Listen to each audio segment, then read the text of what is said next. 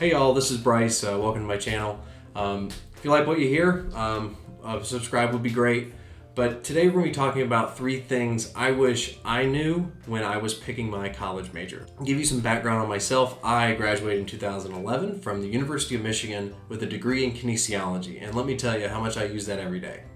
I really don't use it at all. The people that this video is for is about the 80% of college students out there that are going to school to hopefully enable or put them on a pathway to a good career and a good job. Unfortunately, nowadays, employers expect students to really hit the ground running from day one. And one of the things that I learned through my research is that many organizations and corporations axed their onboarding programs back in the recession back in 2008 to the mid 2010s, I guess. And those weren't really ever built back. And now the backlash towards higher ed is from business owners and talking to their local politicians, etc., basically saying higher ed's they're not preparing students for the jobs and the economy that our city needs or our region needs, etc. And there's also this misconception about if you major in a certain thing that you will never have a fulfilling job, you'll never have a good, well-paying career.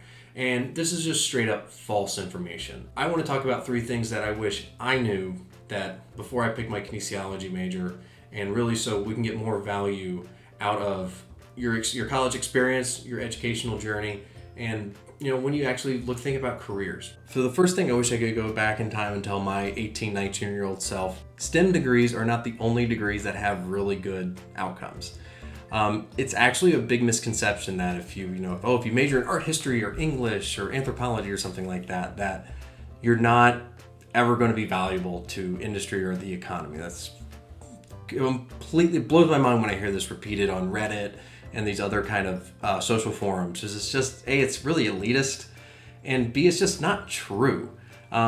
Because honestly, having diversity in viewpoints, maybe if it's from anthropology, art history and stuff, is actually really valuable to a lot of organizations. And that doesn't mean that if you major in art history, you can't take some computer science classes. That means you can't learn Python. That means you can't learn how to do these other things that are commonly seen as exclusively STEM. And I'm not saying that STEM isn't valuable, but you don't need to force yourself into a STEM degree if that's not something you're really passionate or interested in. You can still have and get a STEM kind of focused job with an art history degree. Now, I'm not saying it's the most direct path to those jobs. You're definitely going to need to take some of those math, science classes to give you that skill set. And you'll hear that a lot from me about skill set and outcomes. But that doesn't mean if you major in art history, but you aced your computer science classes, Python really well, that doesn't mean that you can't go apply for developer jobs. Because it's not really, most companies really don't care about what you major in. They worry about, are you bringing the skill set to the table that they need? And are you a fit culturally for them? And a lot of times, if you're just kind of there's a lot of computer science, there's a lot of business graduates every year. In my experience, it's actually a leg up to have kind of an oddball degree in there, because it's hey, you know what? I have the skill set you need, but I also major in art history. So I might be able to bring a new, different, and potentially very valuable viewpoint into the organization. Number 2 thing I wish I could tell myself when I was 18, when I was declaring a major in college, is that a degree alone will not get you the job or the career that you want. I fell into the trap that, if I just graduate from Michigan with my kinesiology degree, the world's my oyster, I'm gonna have all these opportunities. And what I actually found that it was really hard to build my resume, and it was actually really hard to interview, because I never really thought about what I was doing with the degree. And that's one of the misconceptions, is that, if I just graduate, everything's going to fall into place. And the reason why this is a misconception, because, 20, 30 years ago, that was completely acceptable, because honestly, there weren't as many bachelor graduates out there.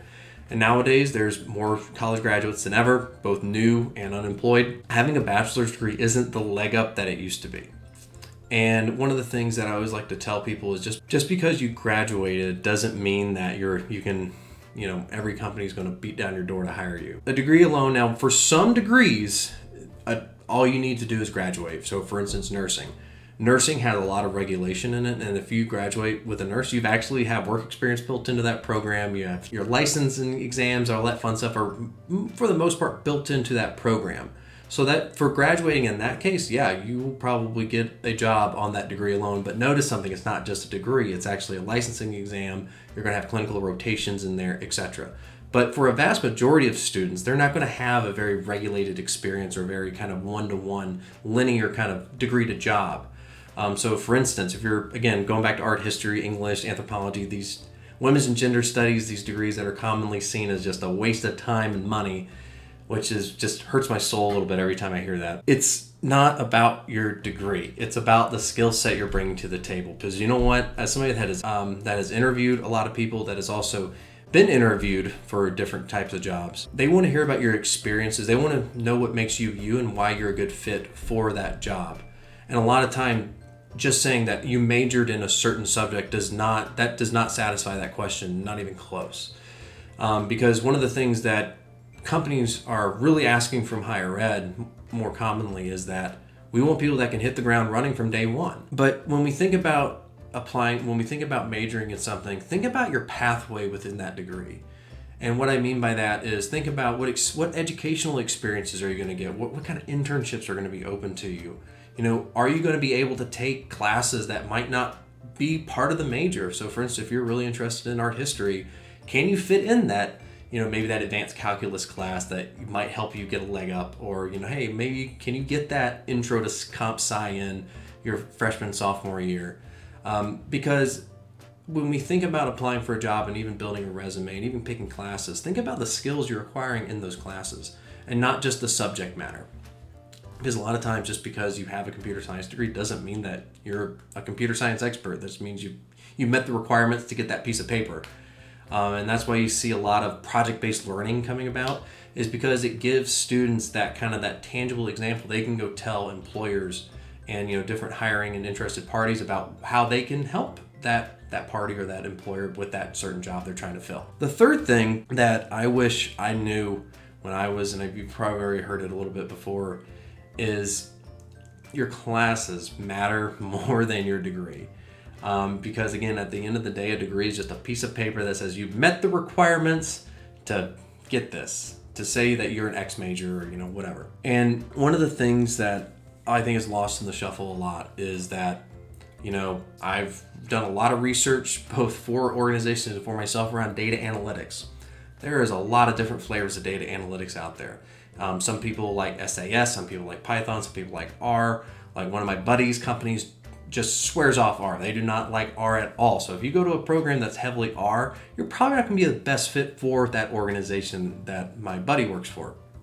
On the flip side of it, if you're really heavy in Python and they're a Java shop or something like that, you're probably not a very good fit there too. So think about where you want to end up at the end of your degree program, and take the classes that relate to those outcomes and that job you want. Because it's much easier to tell somebody that you took these classes, you did these projects, and this is why you did them, because it relates to the job that you want, rather than just walking in and say, well, I graduated, hire me. And people are going to go, well, that could mean a lot of things to a lot of people.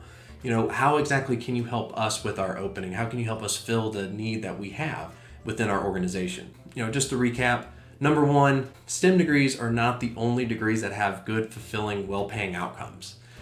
You can actually, and that kind of relates to my second point, as a degree alone will not get you the job you want, in most cases. Is it clubs? There's so many stories out there that says, I got a job because I was a raid leader for the World of Warcraft. Because you know what? That's a really cool thing to tell an employer, because that's going to tell you that you've worked within a team. You've probably you have some conflict management. You have time management, communication skills, presentation skills, right? And there's so many different things that those experiences within college can help you build your resume to think about and to set you up for that career you want, rather than just saying, oh, my degree program is going to fulfill all these. And those are, I don't know of any one degree program that hits all those metrics within just taking the normal class load, or this kind of the standard class load. And thirdly, your classes matter. The classes you take and succeed in matter more than what your degree is in. And the reason why I say that is because employers and even career service offices, they want to help you kind of tell your story about why you'd be a good fit for a job and the skill set you're bringing to the table. And just relying upon a degree and say that to explain that to you is not going to get you very far. And there's actually a lot of strategies nowadays with resume building that really doesn't really care about what you major in. You throw it at the very end just to say, yeah, I have a bachelor's or yeah, I have a master's. But people don't really care about what that degree's in. They just want to make sure that, I don't want to get into the whole requirement of, should a bachelor's even be required to begin with? That's a whole other topic.